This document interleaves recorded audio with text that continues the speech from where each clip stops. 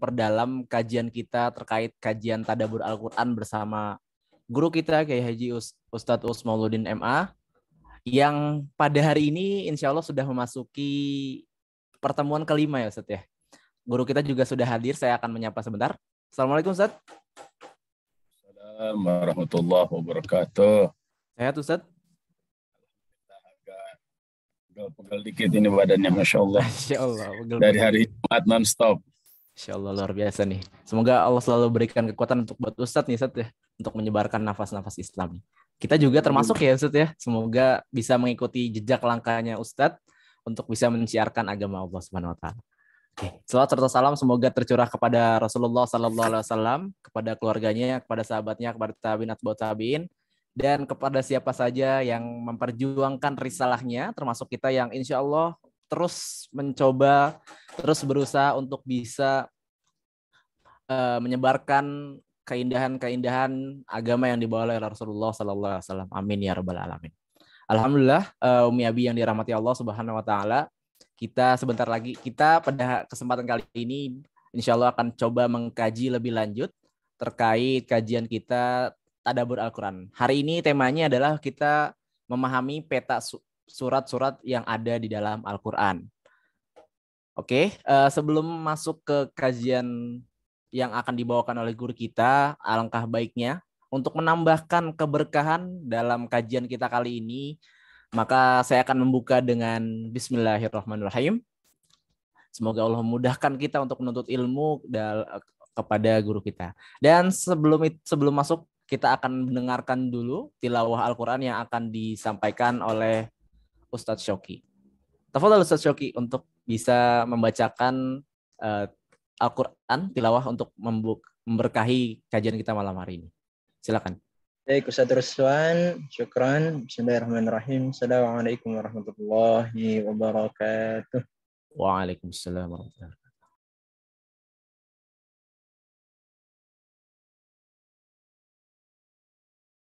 أعوذ بالله من الشيطان الرجيم. بسم الله الرحمن الرحيم.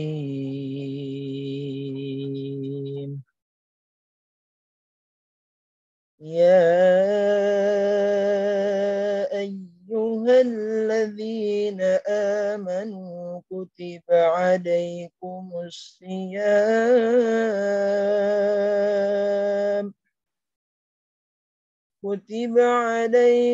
الصيام كما كتب على الذين من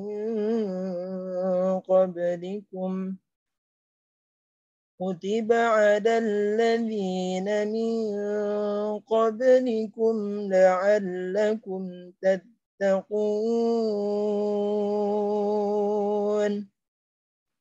أياما معدودات،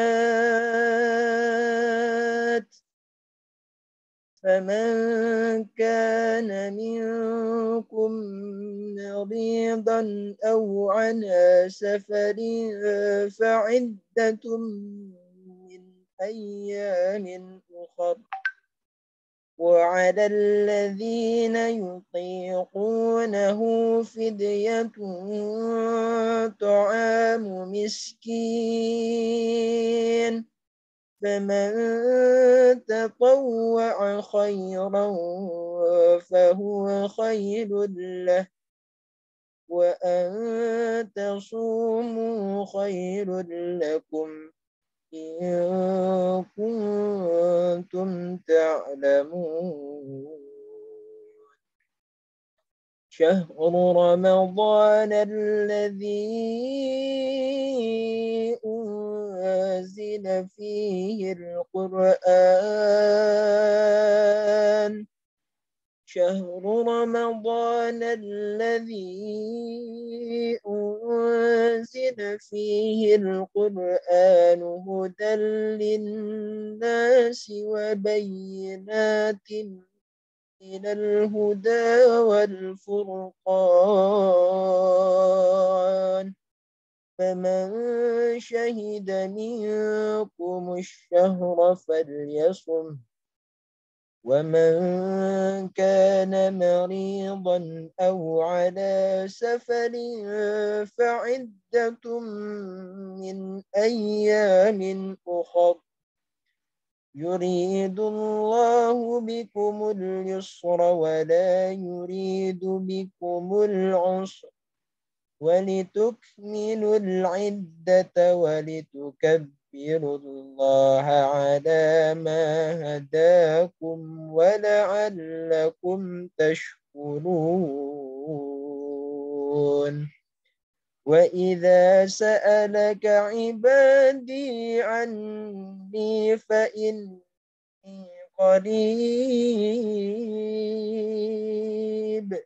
أجيب دعوة الداع إذا دعان فليستجيبوا لي وليؤمنوا بي لعلهم يرشدون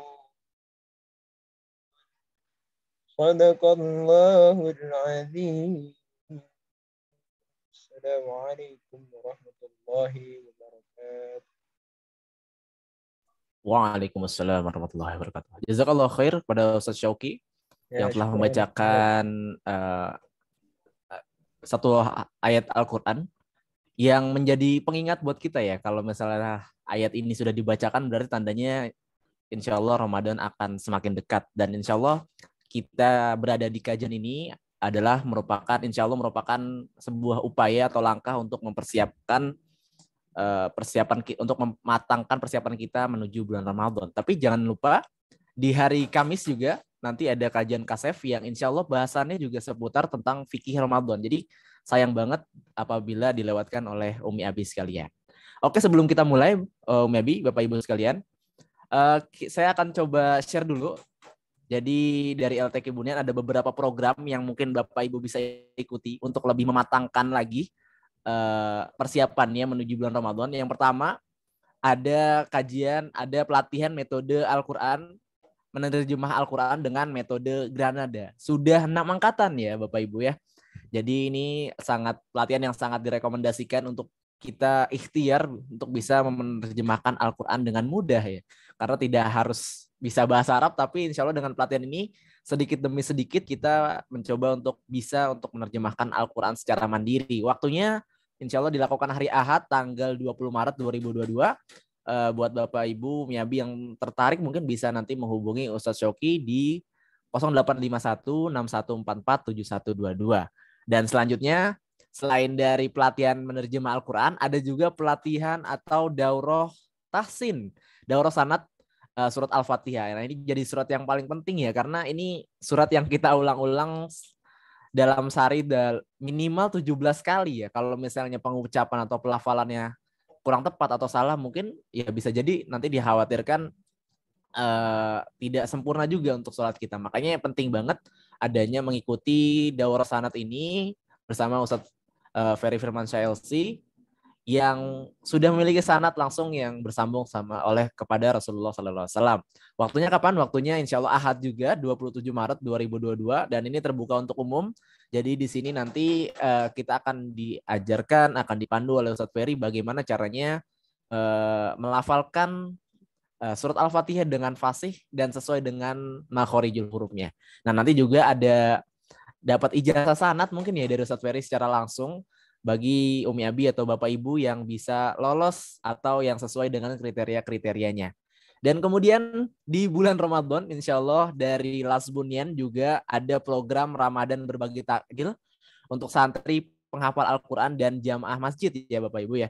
Untuk kebutuhan tiap harinya insya Allah akan menyiapkan 300 paket takjil per harinya yang harga satu paketnya itu sekitar Rp10.000 untuk paket takjilnya ya. Nanti silakan Bapak Ibu kalau misalnya berminat bisa langsung menghubungi mungkin dari Lasbunian atau dari Bu Suha, atau nanti kalau misalnya ada yang mau di-share untuk posternya bisa juga langsung nanti chat di Zoom, nanti akan saya share. Oke. Nah, mungkin itu iklannya. Kita akan langsung masuk saja mungkin ya ke acara inti kita, kajian Tadabbur Al-Quran bersama guru kita Kiai Haji Ustadz Uus Mauludin MA. Silakan Ustadz, saya persilahkan waktu dan tempatnya. Tafadhol Ustaz.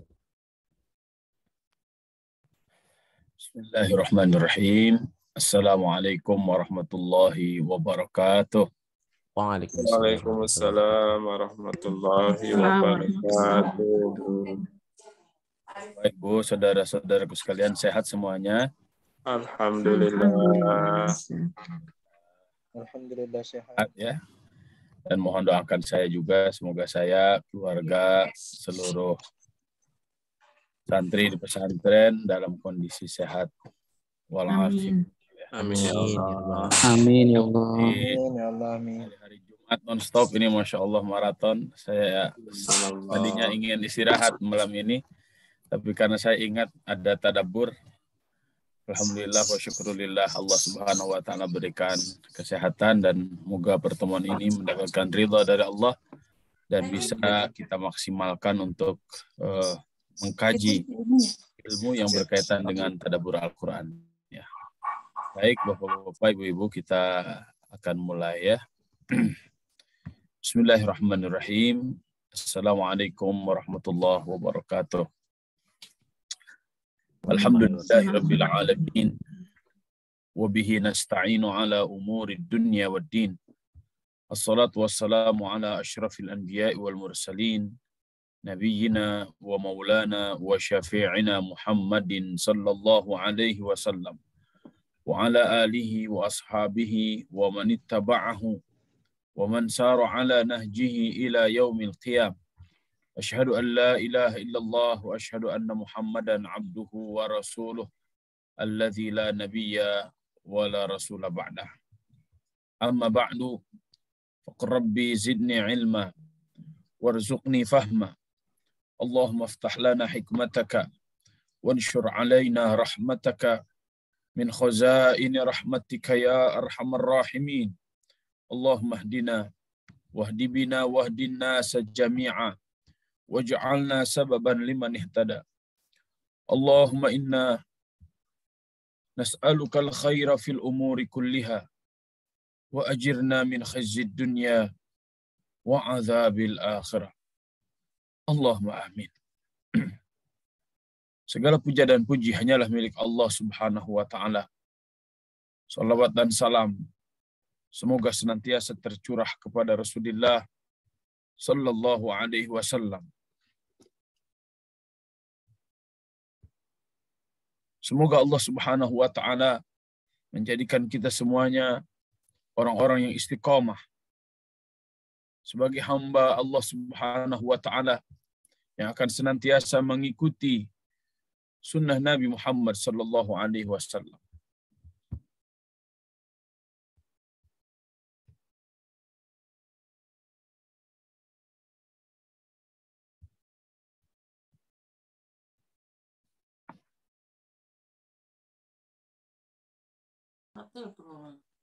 Kali tak lokno keburu deh wis diblokir dia. Kita lokno mani betina lokno.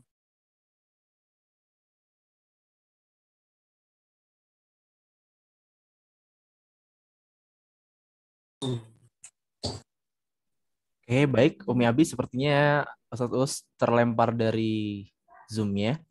Kita akan tunggu sebentar ya sampai guru kita kembali ke Zoom ini.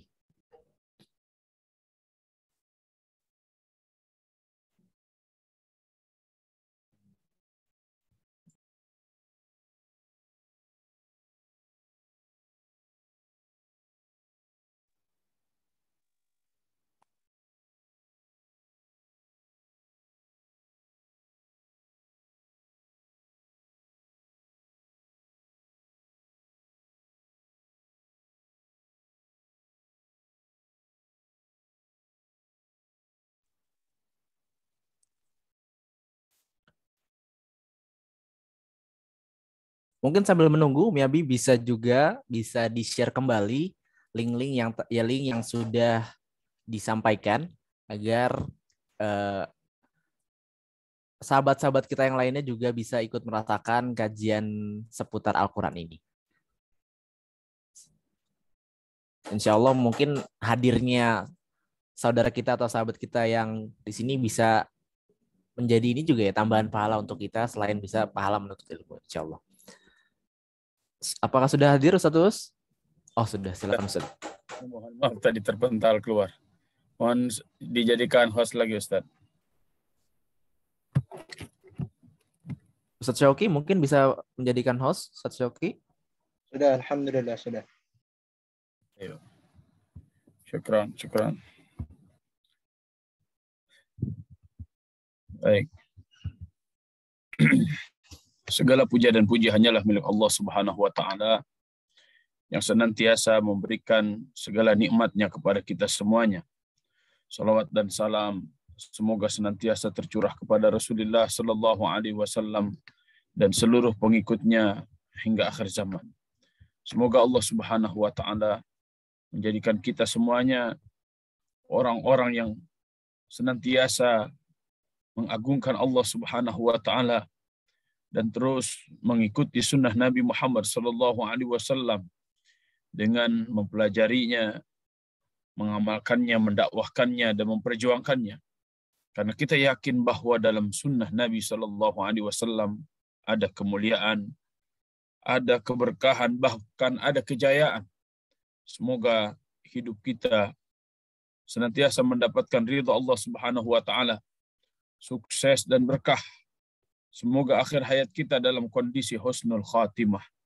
Semoga Allah Subhanahu wa taala akan mempertemukan kita semuanya dengan Rasulullah sallallahu alaihi wasallam kelak di yaumul hisab, mendapatkan syafaatul uzma darinya, sehingga Allah Subhanahu wa taala memperkenankan kita semuanya memasuki surga Firdausil A'la bersama-sama tanpa hisab. Allahumma amin.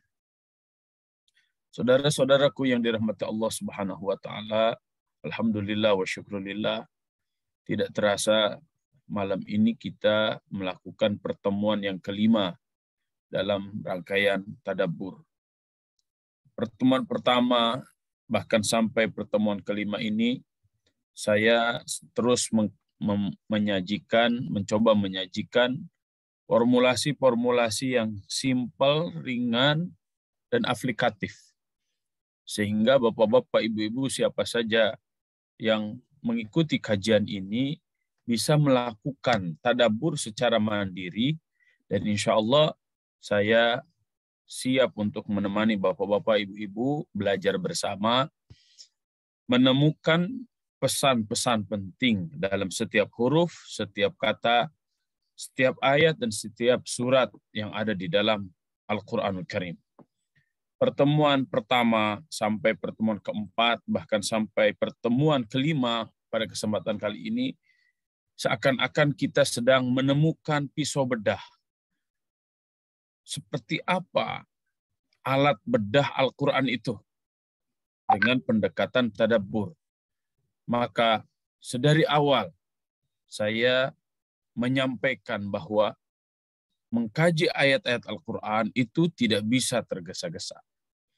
Mengkaji ayat Al-Quran harus bermodal jiwa yang bersih, pikiran yang bersih, sehingga ayat Al-Quran yang suci itu senantiasa memancarkan cahayanya ke dalam lubuk hati kita, ke dalam pikiran kita, sehingga setiap gerak amal kita benar-benar lahir dari pancaran cahaya keberkahan dari Al-Quranul Karim.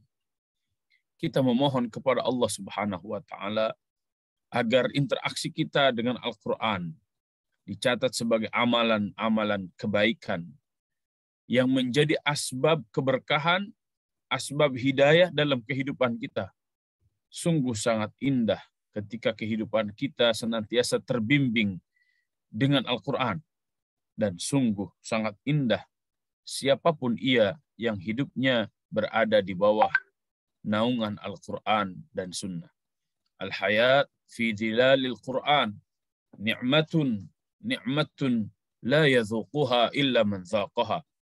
Hidup di bawah naungan Al-Quran merupakan sebuah nikmat tak terhingga, yang mana kenikmatan itu tidak bisa dirasakan oleh orang-orang yang tidak pernah mengkaji, mentadabburi, dan menemukan isi kandungan Al-Quran.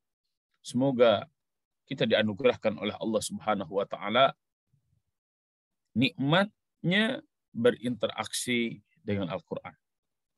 Saudara-saudaraku yang dirahmati Allah Subhanahu wa taala, dengan menyebut nama Allah, insya Allah pertemuan kali ini kita akan membahas teknik memahami peta surat-surat di dalam Al-Quran. Kenapa kita harus memahami surat-surat di dalam Al-Quran? Ya. Sebelumnya pertanyaannya adalah apa pentingnya memahami peta? Ya.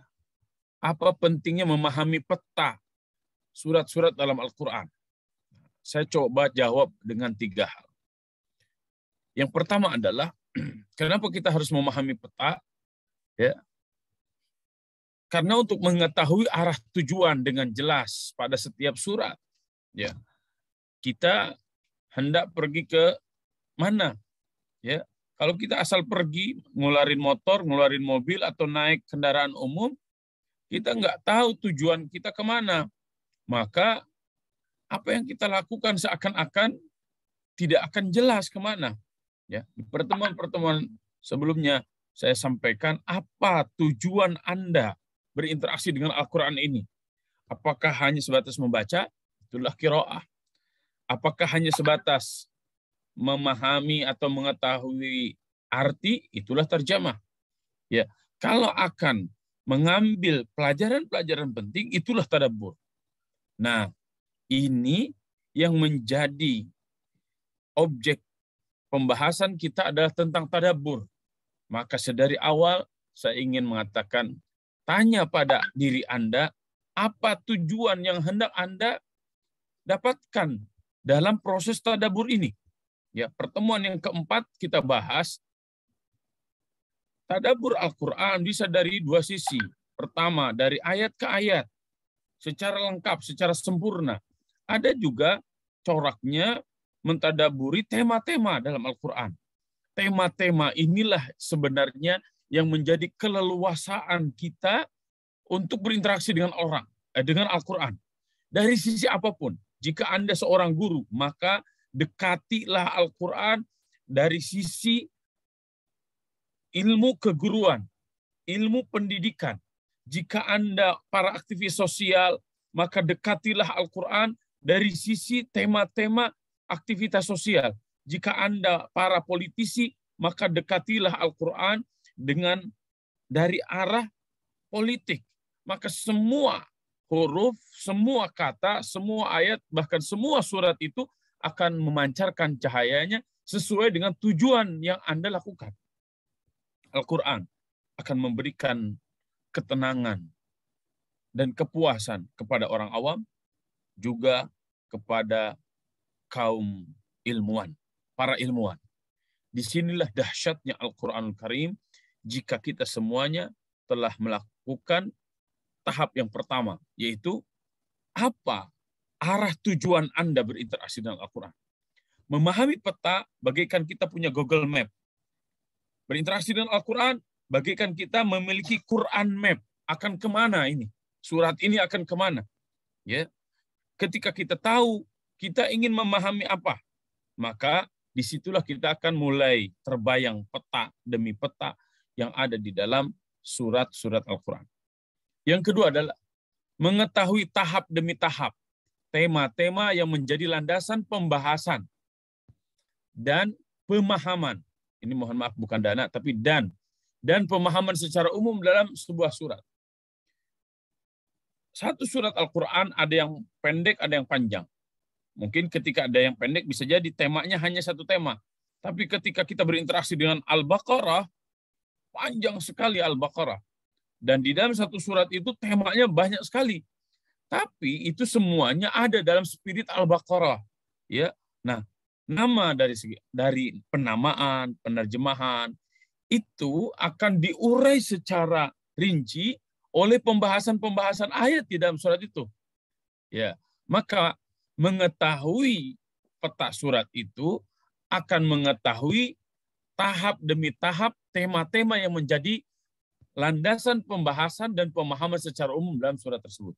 Ya, kalau dalam Google Map itu setelah kita tentukan lokasi kita di mana, tujuannya ada di mana, kemudian kita klik, maka akan ada rutenya seperti apa. Nah, tema-tema itu bagaikan rute-rute itu. Ya. Kemudian yang ketiga, ya, ini yang penting, ya, ketika kita berinteraksi dengan Al-Quran, ya, terutama dengan tadabbur Al-Quran, hal itu berfungsi sebagai cermin abadi bagi diri kita. Ya.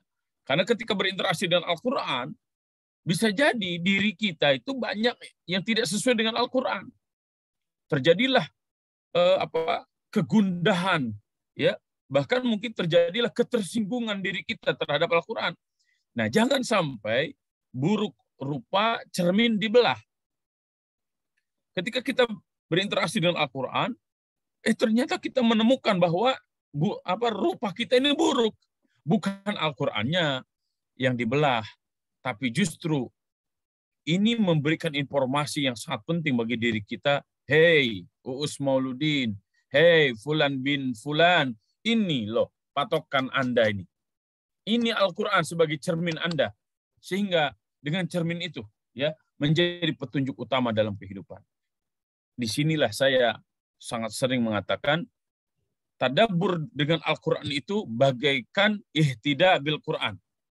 Tadabbur dengan Al-Quran itu adalah sebuah proses mengambil hidayah dari Al-Quran untuk kehidupan kita semuanya. Dan inilah yang menjadi target utama setiap kita berinteraksi dengan Al-Quran Al-Karim. Baik, saya coba sampaikan kepada bapak-bapak dan ibu-ibu bahwa untuk mentadaburi Al-Quran itu kita butuh referensi, ya, karena kita sangat terbatas dan kita bukan orang yang pertama kali mentadaburi Al-Quran. Ya, saya sarankan milikilah referensi minimal. Jadi minimal beberapa hal ini harus bapak-bapak, ibu-ibu miliki. Minimal, ya. Maksimalnya silahkan tak terhingga. Karena mentadaburi Al-Quran sampai kapan? Sampai nanti yaumul qiyamah. Dan tidak akan pernah kering. Artinya setiap kita, siapapun kita, ketika berinteraksi dengan Al-Quran, maka akan mendapatkan kesan-kesan, pantulan-pantulan cahaya dari Al-Quran. Tapi maksud saya, karena kita ini awam, ya, jangan sok-sokan tidak memiliki referensi dalam kajian. Ya, mentang-mentang kita S1, S2, S3, kemudian kita tidak memiliki referensi. Tidak boleh seperti itu. Maka ada beberapa referensi minimal yang saya ingin sampaikan kepada bapak-bapak dan ibu-ibu semuanya, yaitu yang pertama adalah Al-Quran dan terjemah kemenag. Ya. Untuk apa? Untuk melihat standar terjemah harfiah sebagai sarana belajar bahasa Al-Quran dan tajwid, ya, dengan metode warna huruf. Kalau sekarang kan sudah ada berbagai macam warna. Kalaupun belum berwarna itu tidak masalah. Ya, kenapa saya menyarankan ada tajwid dengan metode warna huruf? Ya, ini akan memberikan kesan dalam ingatan kita semuanya ketika kita mendapatkan huruf-huruf atau kata-kata kemudian terjemahnya. Kalaupun sekali lagi, kalaupun tidak berwarna itu tidak masalah. Tapi Al-Quran dan terjemah kemenag itu menjadi hal yang wajib.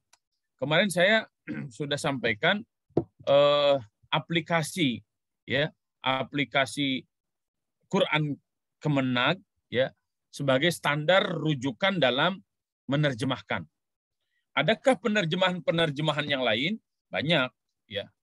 Saya punya terjemah tafsiriyah yang disusun oleh Ustadz Muhammad Thalib.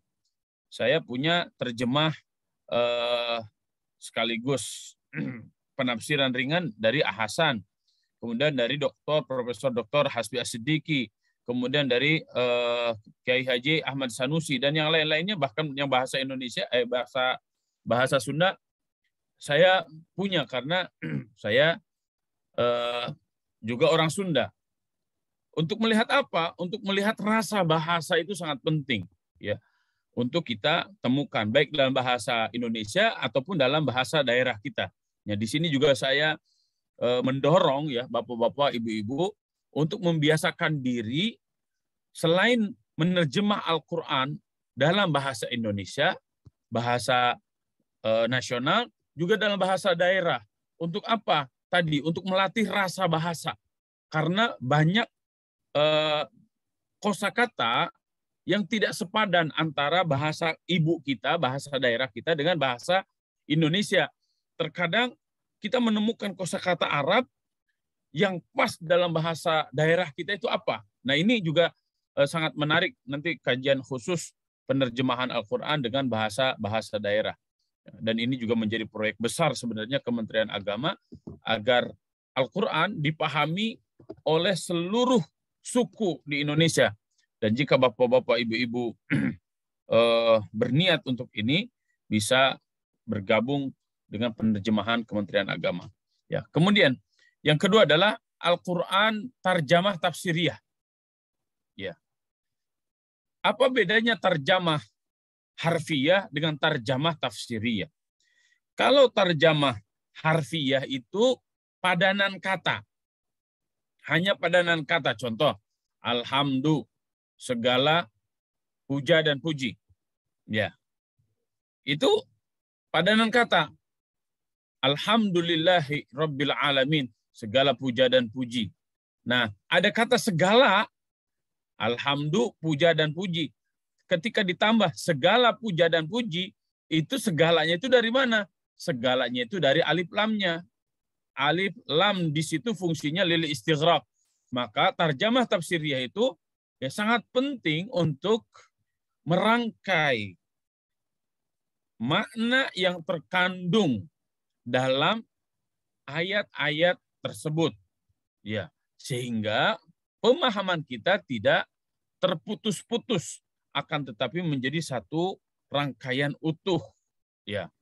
Ini yang kedua. Kemudian yang ketiga, kemarin ada beberapa buku yang disusun oleh para ulama seperti Mu'jam Mufradat Al-Fadhil Quran, ya, atau Al-Mu'jam Al-Mufahras li Al-Fadhil Quran, karya Fuad Abdul Baqi. Kalau tadi Mu'jam Mufradat Al-Fadhil Quran, kayak karya Ar-Raghib Al-Asfahani, atau At-Ta'rifat karya Imam Al-Jurzani, atau Mu'jam Maqayis Al-Lughah karya Ibnu Faris, atau Lisanul Arab karya Imam Ibnu Manzur. Itu kan memahami kosakata menurut para ulama dalam bahasa Arab. Nah, kalau untuk orang-orang Indonesia, ya dari kitab-kitab tersebut dicoba dikumpulkan oleh Profesor Dr. Quraish Shihab dan tim, ya, menyusun ensiklopedia Mufradat Al-Quran. Dan ini sangat penting, menurut saya ini sangat penting. Karena inilah karya yang langka. Walaupun memang ya ini hasil terjemahan-terjemahan dari kitab-kitab dalam berbahasa Arab yang tadi saya sebutkan. Ya, minimal kita punya patokan itu. Ya. Kemudian yang keempat, saya referensikan kepada bapak-bapak, ibu-ibu, Mushaf Al-Burhan. Nah, ini Mushaf Al-Burhan ini karya Ustadz Nandang Burhanuddin sebenarnya. Nah, saya coba melihat di dalam Mushaf Al-Burhan itu ada biodata Al-Quran yang cukup lengkap sebagai terjemahan dari kitab-kitab tafsir yang lain beliau kumpulkan, kemudian beliau cantumkan di situ. Walaupun di Quran Kementerian Agama ya yang seperti ini ya, itu juga sudah ada sebenarnya. Yang coklat yang diterbitkan oleh kerajaan Saudi itu juga sudah ada biodata surat. Kemudian yang keenam, yang terakhir sebagai referensi adalah miliki buku-buku tadabbur yang sudah dikarang oleh para ulama-ulama ya, seperti contoh Khawatir Amr Khalid atau Syekh Adil Al-Khalil. Nah, ini contoh di akhir saya tunjukkan ini nih. Ini beberapa kitab tadabbur yang bapak-bapak, ibu-ibu bisa beli ya, bisa baca dan lihat formulasi-formulasinya. Satu dengan yang lainnya berbeda-beda. Kecuali yang tengah ini. Kalau yang ini bukan ulama ini. Ya, tapi yang minimal bisa dirujuk lah ya. Saya coba tulis tadabur tentang Al-Quran di Maqal Majelis Quran Online, tapi di Telegram. Ini ada Khawatir Quraniyah karya Syekh Amr Khalid, ya, ada panduan tadabur Al-Quran, ada tadabur Al-Quran karya Ustaz Bakhtiar Nasir, ada juga tadabur Al-Quran karya Syekh Adil Al-Khalil. Kemudian ada juga tadabur kisah Qurani. Nah, di sini nih ada. Nah, ini yang saya maksudkan, Bapak-bapak, Ibu-ibu minimal punya Quran terjemah ini nih. Walaupun saya juga kaget sekali, ya. Saya download gambar ini, ditulisnya di Google itu Quran terjemah Wahabi. Padahal bukan masalah Wahabi atau tidaknya, ini terjemah yang sudah disepakati oleh para ahli ulama Al-Quran Indonesia, sudah diresmikan oleh Kementerian Agama, dan ini yang direkomendasikan dicetak oleh Kerajaan Saudi.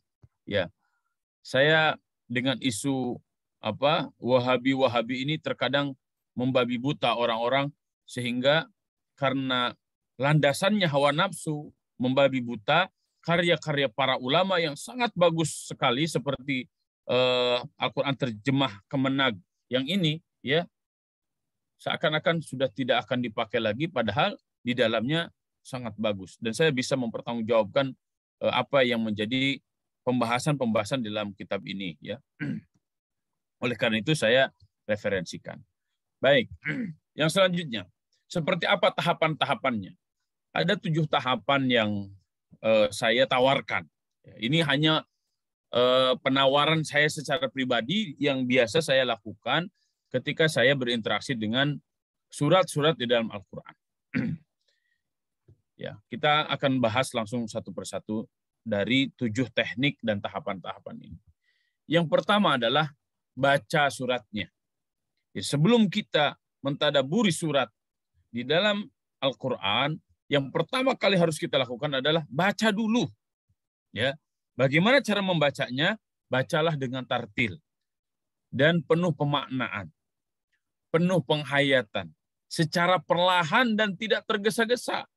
Ya, karena hal itu akan memberikan vibrasi rasa yang berbeda dibanding sebaliknya.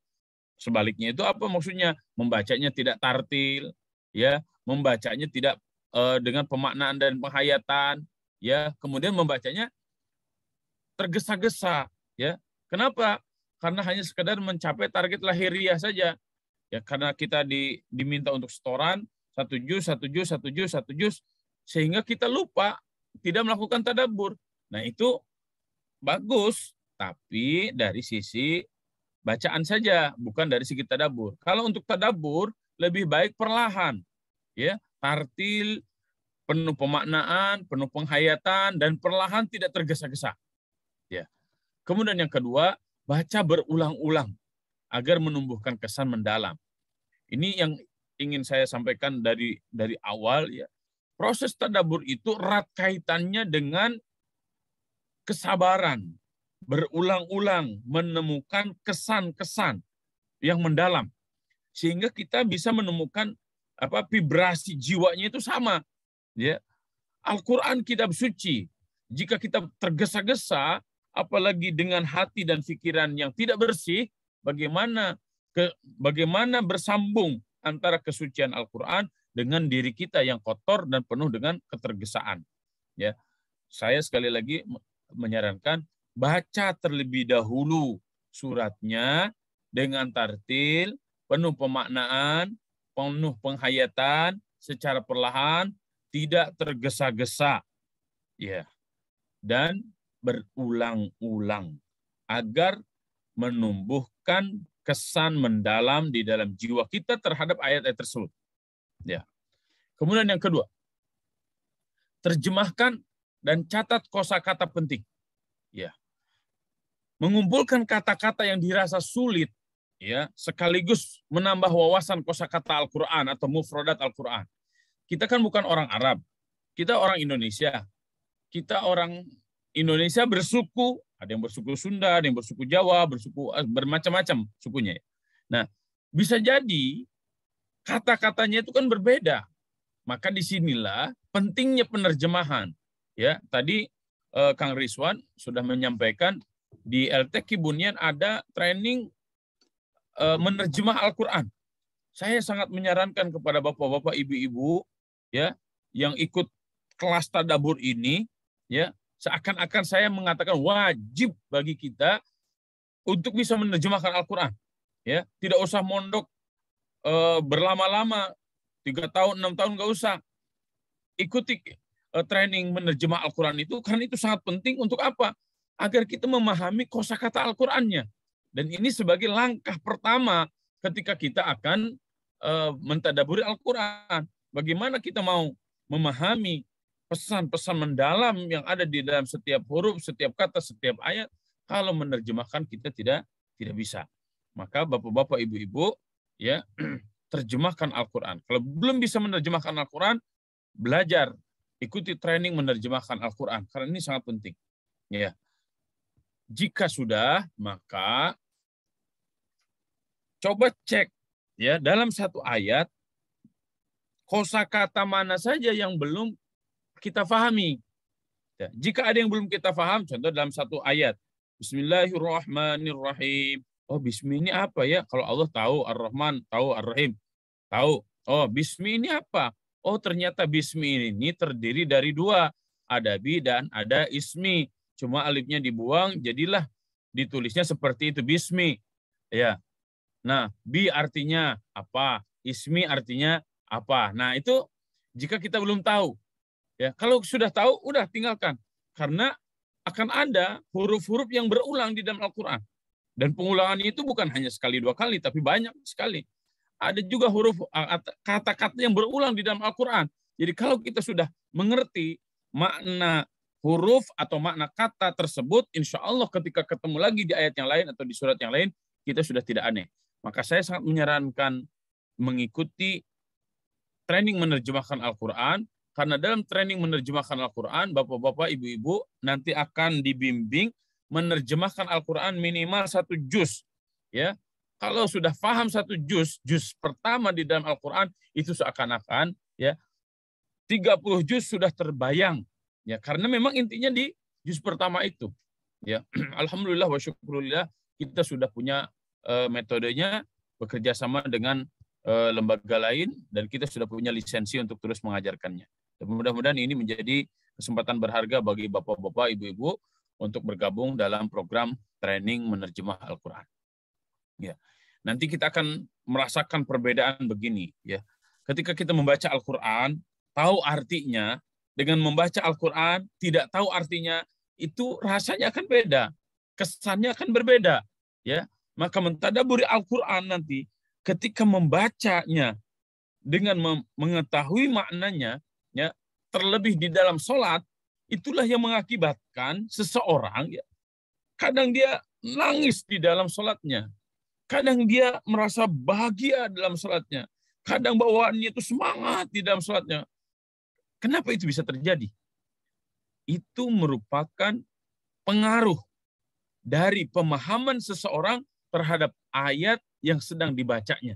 Karena dia bukan hanya membaca lafaz, akan tetapi sudah terbayang, terfikirkan terjemahnya, dan dia mulai memasuki makna-makna yang indah di dalam Al-Quran. Itulah awal tadabbur sebenarnya. Ya. Kemudian, yang ketiga adalah fahami biodata Al-Quran. Fahami biodata surat. Nah, Al-Quran, terjemahan dari Kemenag yang tadi saya tunjukkan itu, setiap sebelum masuk surat, ya, dalam Al-Quran terjemahan Kementerian Agama yang diterbitkan oleh Kerajaan Saudi Arabia itu, dia memberikan pendahuluan ini. Ya, kalau di dalam tafsir-tafsir para ulama itu sudah sangat biasa. Ya, biasa menyebutkan itu. Ya, kalau dalam terjemahan Kementerian Agama yang sekarang yang diterbitkan oleh berbagai macam penerbit itu tidak ada. Ya. Nah, yang saya maksudkan dengan biodata surat itu kalau dalam bahasa terjemah Kementerian Agama Republik Indonesia yang diterbitkan oleh Kerajaan Saudi, itu bahasanya adalah muqaddimah. Ya, muqaddimah. Nah, ini juga sebenarnya pembahasan inti yang dilakukan oleh Profesor Dr. Quraish Shihab di dalam tafsir Al-Misbahnya. Karena mengikuti para ulama yang lain sebenarnya. Imam Ibnu Katsir selalu membahas itu. Semua para ulama tafsir selalu membahas biodata surat. Agar apa? Agar sebelum masuk ke dalam pembahasan surat tersebut secara umum dan secara mendalam, kita sudah terbayang terlebih dahulu biodata surat tersebut. Nah, ada beberapa hal ya biodata penting yang saya coba sistematikakan agar kita langsung klek gitu, langsung nyambung. Ketika Al-Baqarah, oh langsung terbayang nih Al-Baqarah ini seperti apa. Yang pertama adalah nomor ayat, nomor surat. Contoh Al-Fatihah nomor keberapa? Nomor pertama kan. Al-Baqarah nomor berapa? Nomor kedua. Oh Ali Imran, oh nomor ketiga. Itu langsung teng teng teng teng. Terus apa namanya? Al-Fatihah. Oh Al-Fatihah. Al-Fatihah itu apa? Arti Al-Fatihah itu apa? Oh Al-Fatihah itu pembuka atau pendahuluan. Nah, itu yang pertama itu biodata. Jadi kita berinteraksi dengan surat pertama yaitu Al-Fatihah artinya, nah gitu. Surat pertama Al-Fatihah artinya pembukaan atau pendahuluan. Yang kedua, berapa jumlah ayatnya? Oh, ayatnya itu 7. Ya, gitu. Terus diturunkan di mana? Diturunkan di mana ini selalu ada keterangan ya. Di Kementerian Agama juga selalu ada keterangan apakah ini Makkiyah atau Madaniyah. Nah, yang dimaksud dengan Makkiyah adalah surat tersebut diturunkan sebelum Nabi Muhammad SAW hijrah. Kalau Madaniyah berarti surat tersebut diturunkan setelah Nabi Muhammad SAW hijrah dari Makkah ke Madinah. Nah, apa perbedaannya ya antara Makkiyah dan Madaniyah? Perbedaannya banyak sekali. Dan ini juga yang menjadi cita rasa ketika kita berinteraksi dengan Al-Quran. Contoh kayak begini.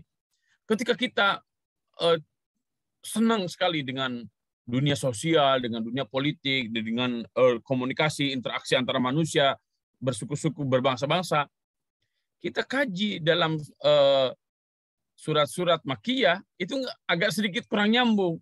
Tapi kajilah dalam surat-surat Madaniyah. Kenapa? Karena surat-surat Makkiyah itu mayoritas pembahasannya tentang akidah, ya, tentang ketauhidan, tentang para nabi zaman dahulu, umat zaman dahulu, ya, tentang surga, tentang neraka. Nah, itu di Madaniyah. Di Makkiyah. Kalau Madaniyah tentang keluarga, tentang kehidupan sosial, tentang politik, tentang peperangan, ya, tentang interaksi antara bangsa dengan bangsa. Nah, itu nanti berbeda petanya dan rasa yang akan diterima oleh jiwa dan pikiran kita juga berbeda. Contoh nanti di dalam juz 28 itu mayoritas surat-suratnya Madaniyah. Beda dalam nanti juz 29 mayoritas Makkiyah. Maka Madaniyah itu ya dinamika sosialnya terasa betul. Ya, tapi kalau baca juz 29 pengennya nangis terus. Kenapa begitu? Ya karena ya bawaan dari surat-surat tersebut ya sesuai dengan diturunkannya di mana? Makkiyah atau Madaniyah. Ya. Kemudian, perhatikan asbabun nuzul. Karena ada ayat-ayat tertentu, surat-surat tertentu yang diturunkan berkaitan dengan sesuatu. Nah, itulah yang menjadi asbab. Memang dalam penurunan ayat, ada ayat-ayat yang turun begitu saja. Tidak ada sebab. Itulah yang disebut dengan ayat atau surat ibtidai. Tapi ada juga yang melatar belakangi peristiwa, tempat, atau apa. Itulah yang disebut dengan sababi. Nah, asbabun nuzul namanya. Ini juga tinggal dibeli saja, ya, tinggal dibaca saja buku-buku tentang asbabun nuzul. Mayoritas para ulama tafsir merujuk pada dua. Yang pertama adalah asbabun nuzul karya Imam Al-Wahidi, dan yang kedua adalah asbabun nuzul karya Imam As-Suyuti. Silahkan bebas mau yang mana. Yang ketiga adalah yang selanjutnya adalah yang keutamaan surat tersebut. Ada fadilah-fadilah, ya. Keutamaan surat Al-Fatihah itu apa? Nah, keutamaan ini biasanya bagi orang Indonesia sangat mendorong semakin semangat. Contoh kayak begini. Al-Fatihah itu di antara keutamaannya adalah asyifa, sebagai obat. Maka banyak orang, ya, terutama para ustadz, para kiai, para ulama, mengawali segala sesuatu dengan membaca Al-Fatihah. Ya, Bahkan untuk orang sakit, dibacakan surat Al-Fatihah ke dalam air, ditiupkan, kemudian dikasih ke orangnya. Kenapa? Karena memang di antara nama lain dari Al-Fatihah itu adalah Asy-Syifa. Nah, biasanya ini semakin mendorong kita ingin menguasai, memahami ya surat tersebut. Ya, jika ingin dihindarkan dari Dajjal contoh, maka baca surat Al-Kahfi di setiap malam Jumat. Walaupun riwayat-riwayat tentang fadilah ini banyak yang dipertentangkan oleh para ulama, tapi Imam Ibnu Hajar Al-Asqalani sebagaimana disebutkan oleh Syekh Mahmud At-Tahan di dalam mabahis fi mustalahul hadis, ya, beliau membolehkan itu, silahkan, ya. Dan ini yang disebut dengan fadail, ya, keutamaan. Kemudian yang selanjutnya, yang terakhir, perhatikan kesesuaian atau ilmu munasabah dengan surat sebelumnya atau surat sesudahnya, ya.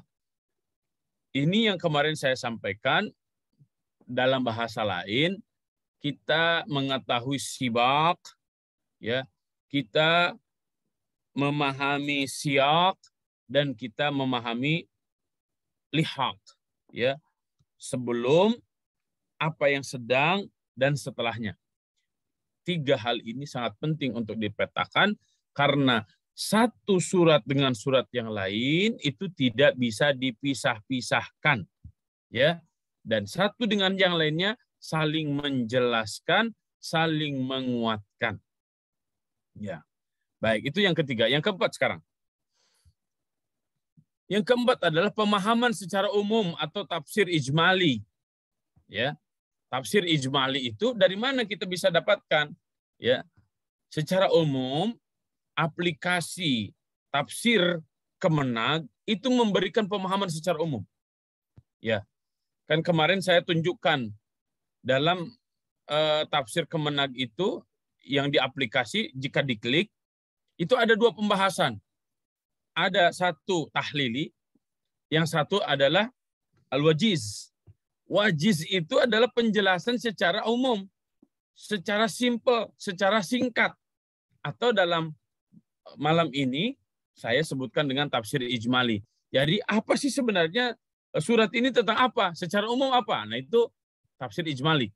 Ya, tafsir ijmali atau penjelasan secara umum memberikan pemahaman secara umum tentang pembahasan yang ada dalam surat tersebut atau dalam tema-tema yang terkandung dalam surat tersebut. Ya, kenapa saya bedakan ini?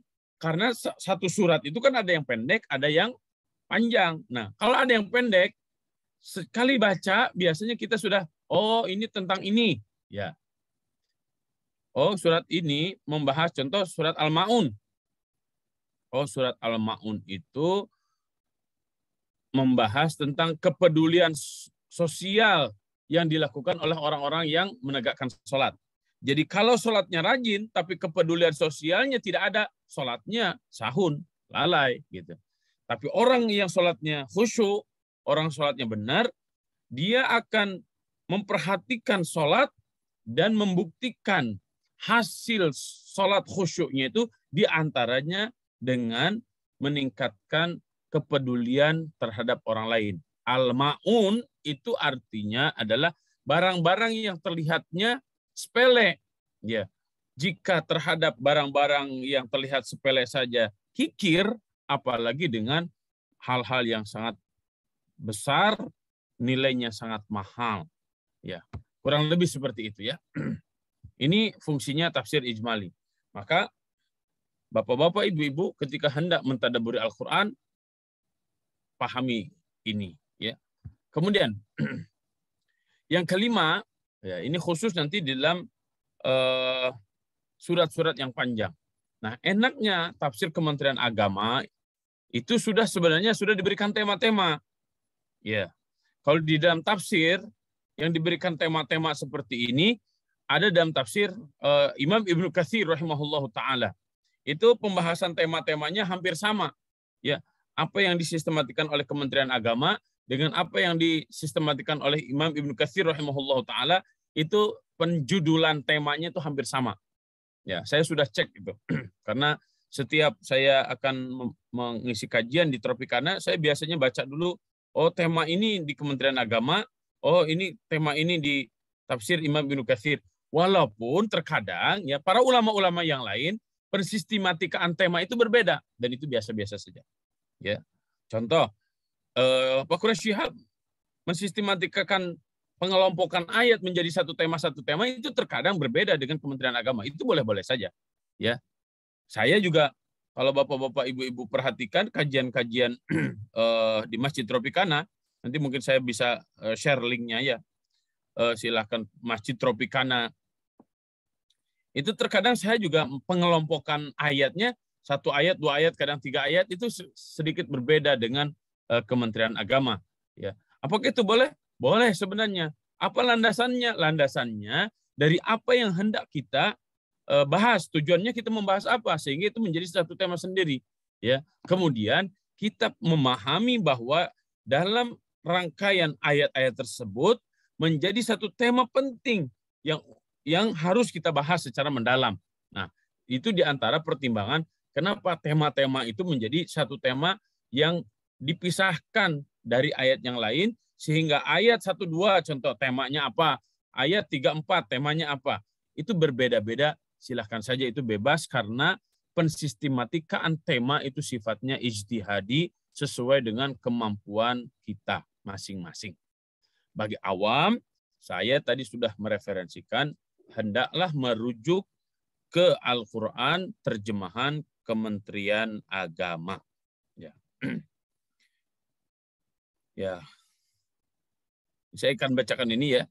Dalam satu surat terkadang tidak hanya fokus pembahasan satu tema, akan tetapi berbagai tema bisa kita dapatkan dalam surat tersebut, terutama surat-surat yang panjang. Maka temukan tema-tema kelompok ayat yang ada dalam surat, karena hal itu sebagai upaya mempermudah kajian kumpulan ayat dalam satu surat, sehingga lebih mudah untuk memahami satu tema dalam satu surat secara mendalam dan memuaskan. Nah, kurang lebih seperti itu. Nah, kemudian yang selanjutnya, yang keenam, buatlah mind map atau Rasmul Bayan.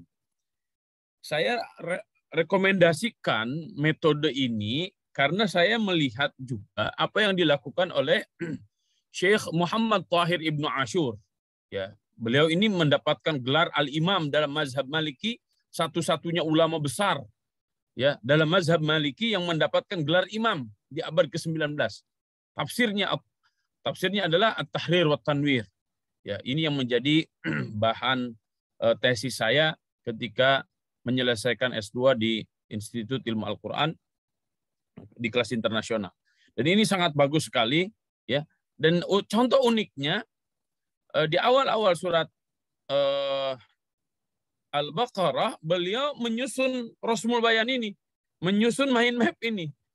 Saya dalam hati saya, ya Allah, ini para ulama luar biasa ya, menafsirkan Al-Quran saja karena pembahasan tentang munafik, ya, jelimet sekali. Nah, Al-Imam Thahir Ibnu Ashur memberikan penjelasannya dengan Rasmul Bayan, dengan mind map. Ya, nah ini sangat penting. Tujuannya membuat Rasmul Bayan atau mind map adalah agar memiliki pandangan utuh. Jadi dalam satu kali lihat, ya, pandangan utuh, sehingga sekali pandang muncul jembatan ide dan pemahaman mendalam. Oh ya, tentang munafik apa? Oh ya, tentang hizb syaitan apa? Bagaimana? Nah, itu langsung terlihat. Nah, ini sangat penting bagi para ustadz, ya, bagi para guru, ya, bagi para orang tua, agar pemahamannya lengkap dan mendalam bagi diri kita, atau ketika kita akan khutbah, akan ceramah, atau akan mengajar. Saya tadi tidak sempat memotokkan Rasmul Bayan yang ada di dalam tafsir At-Tahrir wa Tanwir Al-Imam Thahir Ibnu Ashur, Muhammad Thahir Ibnu Ashur. Tapi saya berikan contoh ini yang mudah tentang Rasmul Bayan, tentang Hizbu Syaitan. Hizbu Syaitan itu partai setan. Alamat hizbi syaitan, tanda-tanda partai setan. Ya, ini nih, istahwadha alaihimu syaitan, kemudian fa'ansahum zikrullah. Ini khutwatu syaitan.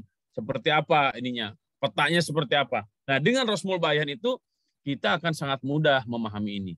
Dan saya sangat merekomendasikan terus berlatih, ya. Jadi kalau orang Barat mengenalnya Tony Buzan, ya, yang mind map, sebenarnya para ulama sudah dari zaman dahulu menggunakan teori itu, ya, teori mind map itu, dan biasa di kalangan para ulama disebut dengan Rosmul Bayan. Nah, kemudian yang terakhir, dan ini menjadi karakter dari tadabbur, menuliskan pesan penting ayat dan surat. Ikatlah kesan-kesan penting sepanjang kita berinteraksi dengan huruf, kata, ayat, dan surat itu dengan tulisan. Tentu saja sesuai dengan kemampuan, ya, kemampuan kita, sehingga menjadi pedoman dan petunjuk dalam kehidupan. Nah, ini bedanya pola yang lain. Ya, kalau pola terjemah, kalau pola tafsir dengan pola tadabbur itu bedanya ada pada sini nih, ya, menjadikan pedoman dan petunjuk dalam kehidupan.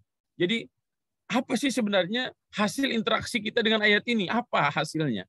Ya, ketika kita telah mampu menemukan pesan-pesan, ya, yang disampaikan oleh Al-Quran, pesan itu dijadikan pedoman dan petunjuk dalam kehidupan, ya, sebagai kesimpulan dari hasil interaksi kita dengan Al-Quran.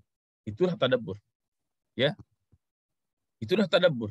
Jadi jika belum menemukan pesan dan jika belum mampu, ya, menemukan pedoman-pedoman dan petunjuk-petunjuk dari Al-Quran, tadabbur itu seakan-akan belum bisa kita lakukan.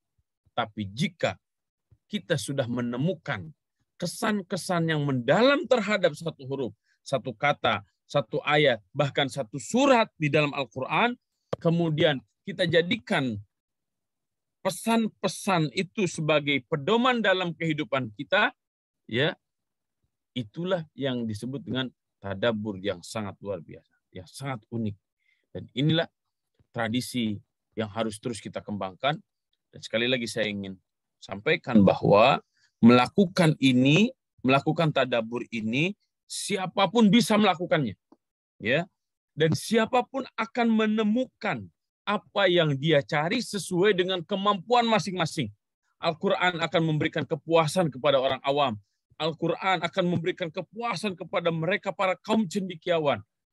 Selama kita mau membedah isi kandungan Al-Quran, maka Al-Quran akan memberikan pesan-pesannya terhadap kita selama kita bersabar dan istiqomah, mesek, membedah secara perlahan isi kandungan Al-Quran, karena lama-kelamaan, tahap demi tahap, proses demi proses kita lakukan, insya Allah kita akan bertemu juga dengan pesan-pesan yang sangat berharga dan kesan-kesan yang sangat mendalam dalam jiwa kita, sehingga pesan-pesan itu akan masuk, ya, mengendap dalam pikiran dan hati kita, mendarah daging dalam jiwa raga kita, menjadi pedoman dalam kehidupan kita, sehingga seluruh gerak amal kita benar-benar terbimbing oleh Al-Quran. Disitulah kita akan merasakan nikmatnya hidup bersama Al-Quran. Dan semoga Allah Subhanahu wa Ta'ala anugerahkan itu semuanya kepada kita. Yang terakhir, saya sampaikan sekali lagi, Bapak-bapak, Ibu-ibu, para ulama sudah sangat luar biasa berinteraksinya dengan Al-Quran, dan mereka telah menghidangkan hasil-hasil interaksi mereka dengan Al-Quran dalam berbagai tulisan, ya. Dan semoga ini Bapak-bapak, Ibu-ibu bisa belilah satu saja, ya. Kalaupun tidak bisa membeli dari apa yang saya sampaikan di sini, segera bergabung dengan Maqal, Majelis Quran Online, ya, tadabbur Al-Quran yang saya ampu di channel Telegram, atau ya, segera download aplikasi Quran Kemenag, ya, agar kita bisa mendapatkan tafsir ijmalinya atau tafsir wajiznya tentang ayat dan surat tersebut. Ya, jika para ustaz yang sudah bisa membaca Al-Quran, kemudian sudah bisa baca kitab gundul, ya, malas baca tafsir, ya, maka insya Allah saya juga sudah cantumkan di channel Telegram saya, tafsir online baca sendiri, sehingga dimanapun dan kapanpun kita bisa mendengarkan penafsiran para ulama terhadap ayat-ayat Al-Quran dan akan semakin mempertajam tadabbur kita terhadap Al-Quranul Karim. Link-link kajian-kajian tadabbur saya bisa didapatkan juga di channel Telegram yang saya ampu. Alhamdulillah sudah hampir 3 tahun, akan berjalan akan 4 tahun ya. Bapak Ibu yang dirahmati Allah Subhanahu wa taala, demikian kurang lebihnya yang bisa saya sampaikan. Mudah-mudahan sedikit banyak memberikan manfaat bagi kita semuanya. Ini membutuhkan kesabaran, membutuhkan ketekunan, membutuhkan keistiqomahan, membutuhkan kebersihan hati dan pikiran kita. Dan semoga ini menjadi bukti bahwa kita ingin benar-benar sebagai hamba-hamba Allah Subhanahu wa taala yang lengket dengan Al-Qur'an. Kita ingin menjadi ahlul Qur'an dan semoga Allah Subhanahu wa taala jadikan kita ahlul Qur'an. Allah lahirkan dari kita semuanya anak, cucu, keturunan, generasi-generasi para pecinta Al-Qur'an dan sunnah Nabi Muhammad sallallahu alaihi wasallam. Allahumma arhamna bil Qur'an, Allahumma arhamna bil Qur'an, Allahumma arhamna bil Qur'an. Demikian penyampaian dari saya. Adapun selanjutnya kita akan perdalam dengan diskusi ataupun jika ada saran, masukan, kritikan yang akan disampaikan oleh bapak-bapak, ibu-ibu, saudara sekalian, saya persilahkan kepada semuanya. Wallahu a'lam bishawab, wallahul muwaffiq ila aqwamit thariq. Wassalamualaikum warahmatullahi wabarakatuh. Waalaikumsalam warahmatullahi wabarakatuh. Syukran jazakallah khair kepada Ustadz yang telah memberikan ilmunya terkait tentang bagaimana kita memahami peta surat dalam Al-Quran. Untuk selanjutnya Umi Abi, Bapak Ibu sekalian yang dirahmati Allah Subhanahu wa taala, kita akan coba buka tanya jawab. Mungkin bisa menggunakan kolom chat atau bisa langsung bertanya secara langsung dengan menggunakan open mic. Silakan Umi Abi atau Bapak Ibu Ustaz-ustazah yang ingin bertanya silakan dipersilahkan.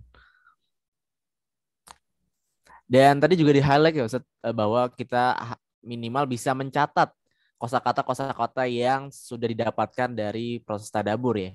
Dan spoiler juga ya, bocoran sedikit bahwa di kelas nanti menerjemah Al-Quran sering dikatakan bahwa ketika kita sudah minimal ya, sudah menerjemahkan juz 1 atau minimal surat Al-Baqarah itu sudah hampir menguasai 50-60% ya kosakata di dalam Al-Quran itu sendiri. Makanya direkomendasikan banget nih untuk Umi Abi, Bapak Ibu yang dirahmati Allah Subhanahu wa taala untuk bisa mengikuti pelatihan menerjemah metode Granada pada Ahad tanggal 20 Maret. Silakan ada yang ingin ditanyakan mungkin terkait tentang bahasan yang mungkin sudah tadi disampaikan oleh guru kita. Bisa disampaikan melalui chat Zoom atau bisa secara langsung open mic. Silakan Bapak Ibu, Umi Abi. Apa yang saya sampaikan bisa dipahami oleh semuanya? Masya Allah sudah. Insya Allah Ustaz. Kayaknya ada Bu Dewi Ustaz yang akan bertanya. Silakan Bu Dewi mungkin ya, boleh, bisa silakan menyampaikan pertanyaannya. Assalamualaikum Ustaz. Waalaikumsalam warahmatullahi wabarakatuh. Ustaz, ya Bu. Ustaz, bagi apa ya, terutama saya lah ya, misalnya dalam membaca Al-Quran kan emang belum banyak dan belum mengerti akan arti dari Al-Quran itu. Tadi ada Ustaz sampaikan kalau kita membaca Al-Quran itu dengan perlahan-lahan. Bagaimana caranya Ustaz? Kalau kebanyakan pertama saya kalau membaca Al-Quran karena sedikit mengetahui artinya, jadi emang kadang emang agak cepat dalam membacanya. Maksud saya gimana supaya saya bisa mengerem agar bisa benar-benar walaupun saya tidak tahu artinya tapi saya dapat membaca secara perlahan gitu loh Ustaz. Syukran Ustaz. Baik, jazakumullah khairan katsira Bu Dewi. Yang saya maksudkan dengan bacaan perlahan itu adalah tartil ya. Jadi bagaimana cara membaca Al-Quran dengan tartil? Nah, Bapak-bapak, Ibu-ibu, di LTQ Bunyan itu ada program tahsin, ya, ada program tahsin qiraah. Bagaimana memperbaiki bacaan Al-Quran? Apalagi Ustadz Ferry sudah mengikhlaskan agar ilmu bacaan Al-Qurannya itu bisa terwariskan kepada banyak orang dengan memberikan sanad bacaan Al-Quran. Nah, ini bagus sekali. Jadi silahkan nanti dikaji ya, bergabung dengan program LTQ di Qiraah Al-Quran agar bacaan kita tartil ya, perlahan, bagus, sesuai dengan makharijul huruf, sifatul huruf, kemudian hukum-hukum tajwidnya. Nanti setelah itu saya sangat menyarankan Ibu masuk lagi ke kelas tilawah bin nagham dengan Ustaz Syauqi. Ya, insya Allah LTQ Bunyan ini lengkap ini.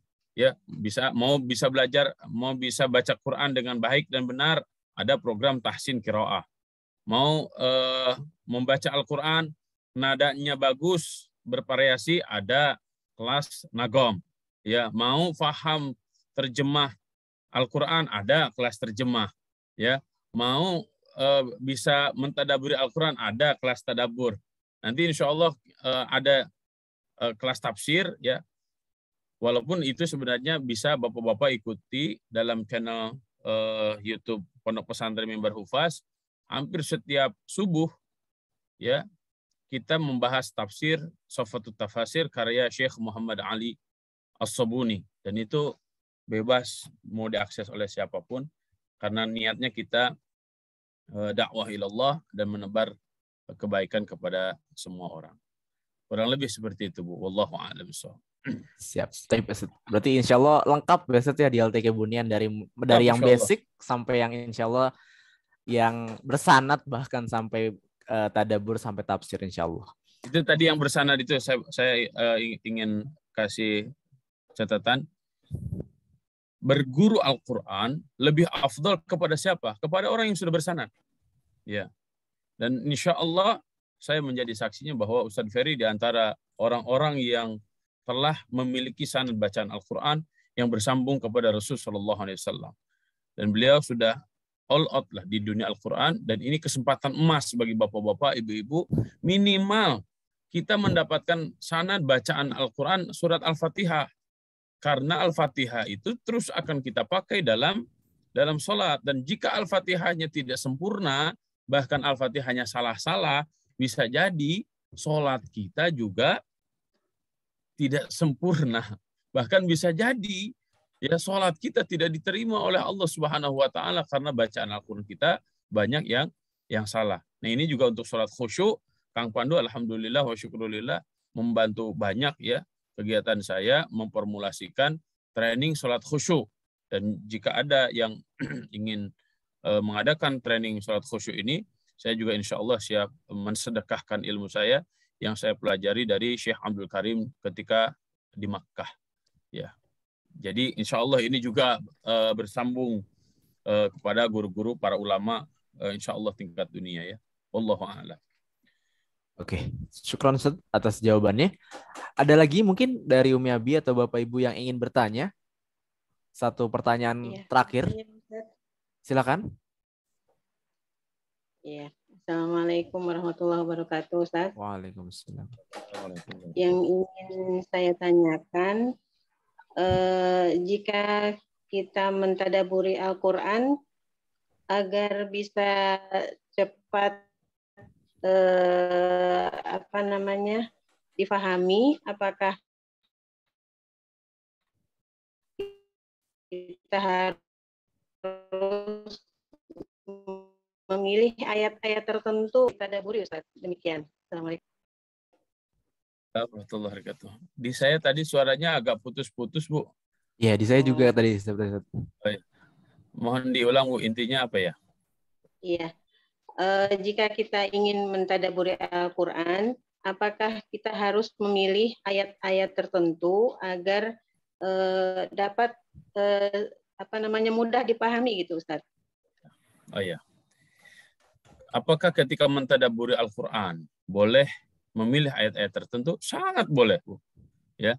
Di pertemuan yang keempat kemarin kita bahas corak mentadaburi Al-Quran. Ya, ada yang runut dari ayat ke ayat, ada yang tema-tema tertentu. Nah, yang Ibu pertanyakan itu jawabannya ada di tema-tema tertentu atau ayat-ayat tertentu. Itu boleh sekali, Bu. Silahkan saja. Nah, bagaimana cara mentadaburinya pada ayat-ayat tertentu, ya, atau bahkan mungkin tema-tema tertentu. Nah, kemarin saya sudah sudah saya sampaikan. Kan biasanya kita kalau juz 30 mungkin insya Allah ya semuanya sudah hatam lah. Ya, tapi surat Al-Baqarah terkadang kita yang hafal lancar itu awal Al-Baqarah ya, Alif Lam Mim sampai Al-Muflihun, terus ayat kursi, kemudian lillahi ma fis sama, ya kan? Tapi jika itu kita tadaburi secara mendalam, itu kita bisa dahsyat luar biasa itu pemahamannya. Apalagi tentang tentang ayat kursi itu. Nah, ada ini saya pernah melakukan kajian tentang ayat kursi di beberapa kali pertemuan, dan teman-teman ternyata mengupload juga ke beberapa channel YouTube. Nah, itu mentadaburi ayat kursi, dan bapak-bapak, ibu-ibu juga bisa lihat di penjelasan-penjelasan para asatiz yang lain, ya mereka pasti bukan hanya sekadar penafsiran para ulama yang disampaikan, tapi juga menemukan pesan-pesan utama secara pribadi. Nah, itu apa? Itulah tadabbur, ya.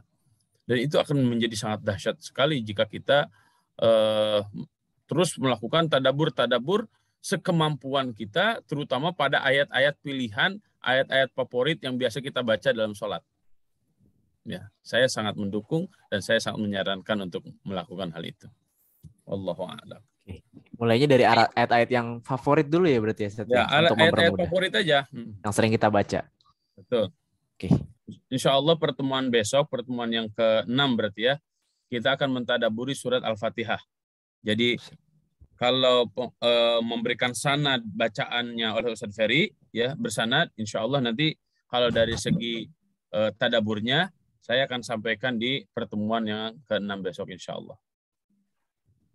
Syukur Ustaz atas jawabannya. Insya Allah itu pertanyaan terakhir untuk hari ini, karena kita melihat kondisi guru kita juga yang sungguh sangat luar biasa perjuangannya. Jadi mungkin untuk kedepannya Bapak Ibu silakan nanti untuk join kembali. Tadi sudah dibocorkan juga bahwa pertemuan selanjutnya adalah terkait tentang bagaimana prosesi atau tadabur dari surat Al-Fatihah itu sendiri. Dan bagi Bapak Ibu yang mungkin ketinggalan nih untuk mengikuti kajian-kajian tadabur sebelumnya, bisa banget dilihat di channel Bunyan TV. Di situ sudah lengkap diupload dari episode pertama sampai yang terakhir episode keempat terkait corak-corak tadabur Al-Quran. Dan yang tadi sudah disebutkan juga channel Telegram Ustadz Uus sudah saya share juga di kolom chat. Silakan bisa diakses melalui kolom chat. Dan ada juga setiap pagi yang kajian tafsir Sofatul Tafasir di channelnya Pesantren Mimbar Hufaz Karawang sudah saya share di kolom chat. Silakan Bapak Ibu dimanfaatkan untuk semakin mengeratkan interaksi kita dengan Al-Quran. Oleh karena itu, demikian mungkin kajian kita pada malam hari ini. Insya Allah kita cukupkan. Jazakallah khair kepada Ustadz Uus yang telah memberikan materi yang sangat luar biasa. Semoga ini menjadi bekal kita untuk mempercepat atau untuk memudahkan kita melakukan prosesi tadabur secara mandiri. Kita tutup dengan istighfar, astagfirullahaladzim, astagfirullahaladzim, dan doa kafaratul majlis. Subhanakallahumma wa bihamdika asyhadu an la ilaha illa anta astaghfiruka wa atubu ilaik. Kurang lebihnya mohon maaf. Saya tutup dengan wassalamualaikum warahmatullahi wabarakatuh. Jangan lupa hadir kembali Bapak Ibu di tadabur berikutnya. Sehat. Doanya buat saya, keluarga dan pesantren. Semoga sehat selalu Ustaz, Bapak Ibu sekalian. Syukur. Saya pamit ya. Assalamualaikum. Waalaikumsalam. Waalaikumsalam.